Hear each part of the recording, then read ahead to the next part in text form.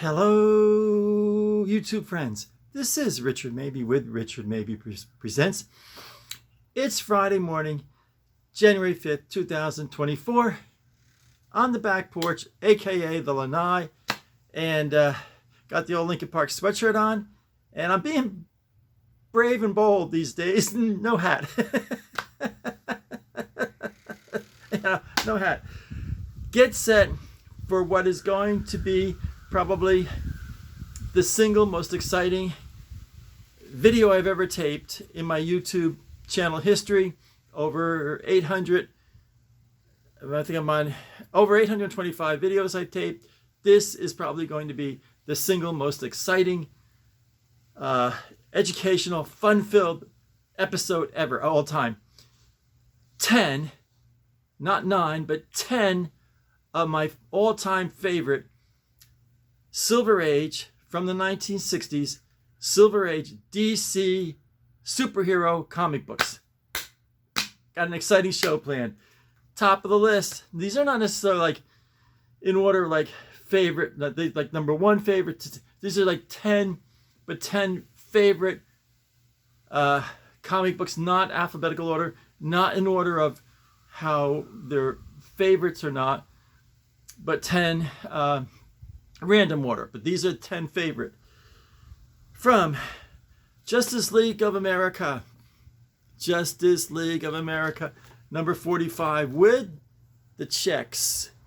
And DC did this around 1965, 66 to distinguish, so kids could distinguish between DC and Marvel. But it worked against them.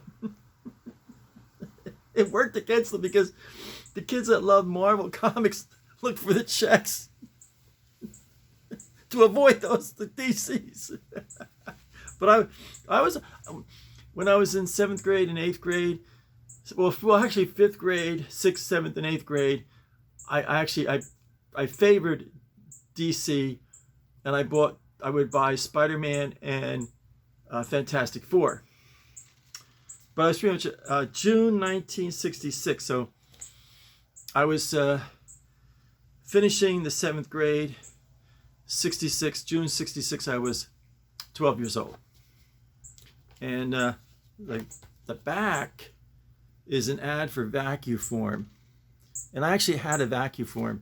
I got it for Christmas. But this part here, this part right here, it got really hot. I mean, dangerously hot. And kids burnt their hands and got third-degree burns from it because it would melt the plastic, and then you flip it over and go. You had a pump. It would do a mold for a little car, a little boat. Here's all the stuff: airplanes, metals, boats, faces, little frames, trucks, cars. That's all the stuff it would make. But it was really dangerous. This is features the Shaggy Man. It was a great story, the Shaggy Man. It was a book-length story. And what they used to do, I love these things. For $1, you get 88-piece task force, 2 giant battlefields.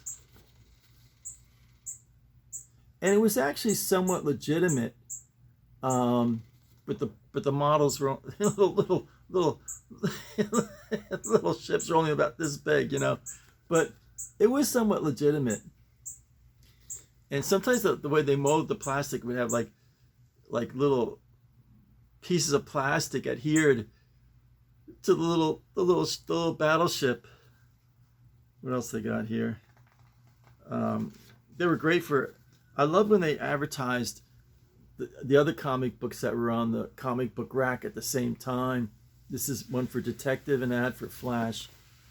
Let me go through this randomly here. Oh, Palisades Park.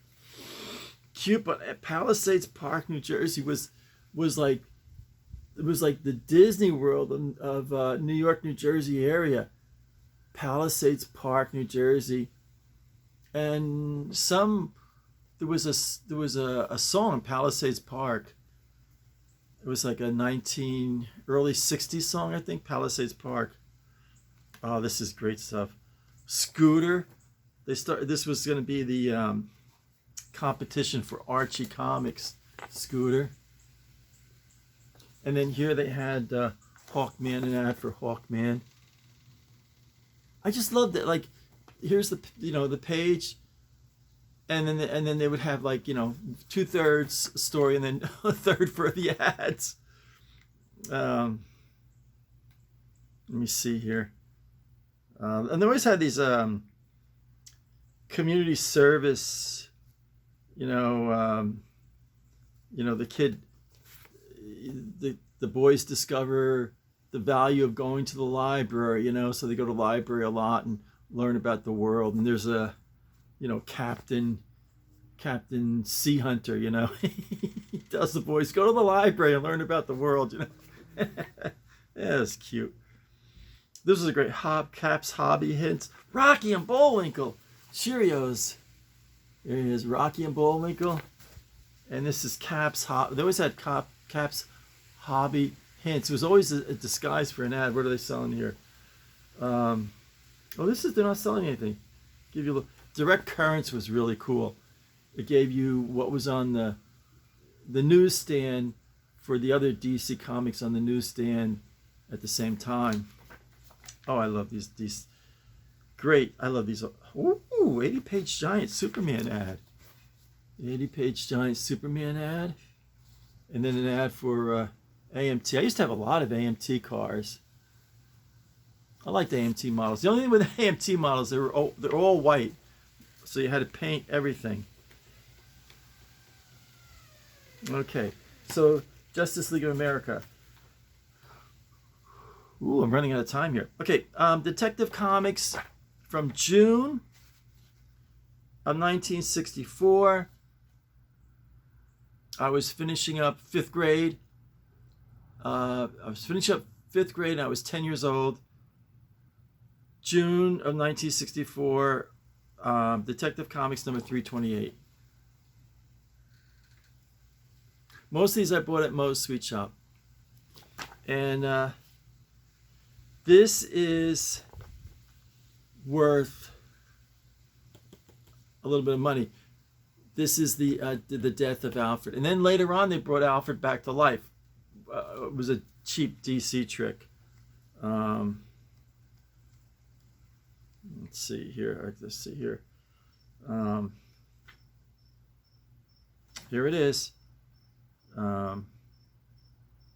Here it is. One of the most famous comic book blocks in comic book history. Alfred gets hit with the boulder. It's not a joke. It's not an imaginary story. The boulder comes down and kills him. And here we have Batman and Robin crying. The faithful butler. They're crying their eyes out. And then and it's like, this is like a double collectible, because then in the next page they bring in Aunt Harriet on the scene.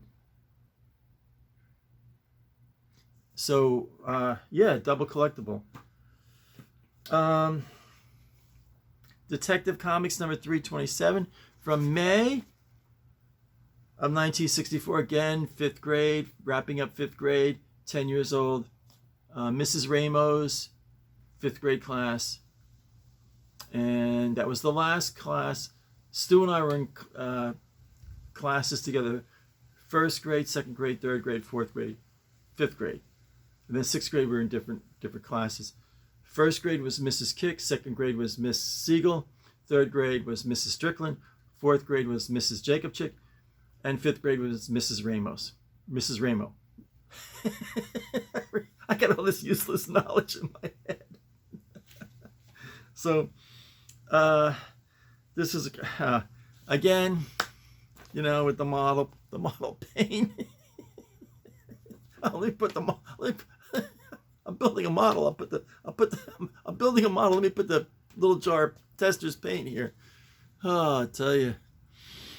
And then this is you see, this is a collectible, because starting in this issue, Starting this issue, the elongated man. And here it is here. The elongated man began in this issue. Okay, moving right along. The Atom number 13. The Atom number 13 from July of 1964. Again, the summer between 5th grade and 6th grade, I'm 10 years old. And here it is, the Atom number 13.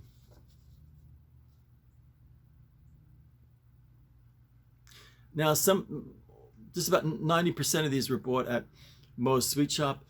And every so often, my dad would bring home a comic book for me after work, because he would stop by the sweet shop, get the paper, and he said, get my son a comic book.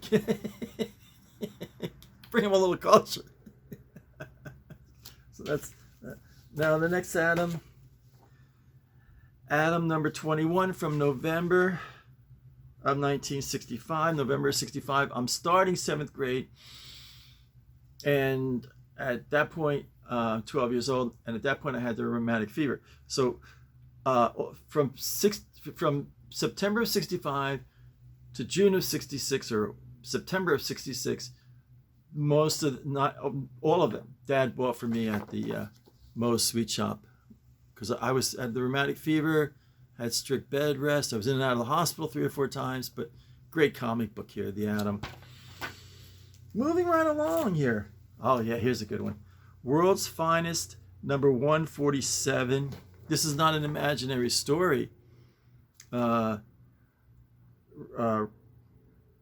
and Jimmy Olsen teamed up, and it was a crazy thing. They were going against Batman, so Superman wanted to teach him a lesson. But it was an imaginary story. From February of 1965. 1965, I was in 6th grade and 11 years old, and I just joined Boy Scout Troop 170. Great story. Okay, moving right along. World's Finest, number 149. Well, stand up, buddy. And this is some kind of thing where Superman, it was not an imaginary story. It was for real, and well, fictional real.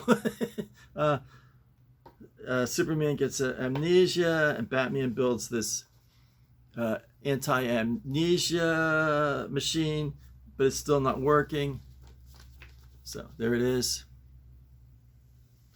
12 Center, of course, May of 1965. I'm just finishing up 6th grade, and I'm 11 years old. Great comic books. Moving right along. Challengers of the Unknown, number 49. Again, they always have the checks here. So, May of 1966. So I'm finishing up 7th grade. Challengers of the Unknown. Again, the checks are up here. Let the kids know, hey, these are DC Comics. Okay. All right, moving right along. Superboy number 128. And that's from April of 1966. Again, towards the end of 7th grade. 12 years old. Ooh, it's a little loose there. Again, the checks. Got the checks there. Okay, moving right on. And number 10, hit number 10. Black Hawk number 225. Again, the checks. Black Hawk 225 from October of 1966. Hold on, please. I'll be right back. Okay, I'm back. Okay, Black Hawk number 225. There it is. Fantastic cover. Great cover. October of 1966. Again, the check's up here. And October of 66, starting 8th grade. So I just turned 13. My birthday's in September. So I just turned 13. Black Hawk. number 225. And that wraps it up. 10 of